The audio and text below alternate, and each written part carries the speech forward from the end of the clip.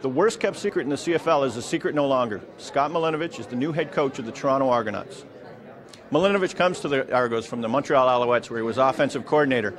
He was under some pressure there, obviously, where they're used to winning in Montreal. The pressure here in Toronto will be a little bit different. The pressure of the 100th Grey Cup being in Toronto really does not affect me, because the pressure to be in the Grey Cup is going to be there every year, whether it's in Toronto or Montreal or Hamilton or Saskatchewan. So, you know, it's a nice thing to talk about, and it's a nice thing to add to the conversation, but to me it's a non-factor. We expect to win, and we're going to work at winning every single day. A major topic of discussion today was Milanovich's coaching staff. Among the names that came up, not surprisingly, was Chris Jones. We never asked for permission to speak to Chris Jones because Chris Jones was not available. That's a fact. And we did not go after Chris Jones or pursue Chris Jones.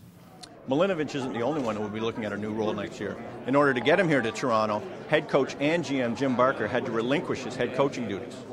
What's in the best interest of this organization is to have Scott Milanovich in it. So he was available to come here as the head coach. We asked for permission for him to be the head coach, and here he sits next to me. It's no more than that. That's a head coach down, a defensive coordinator waiting in the wings. All we need to know now is who's going to play for this team next year. For the Toronto Sun, I'm Mike Ganter.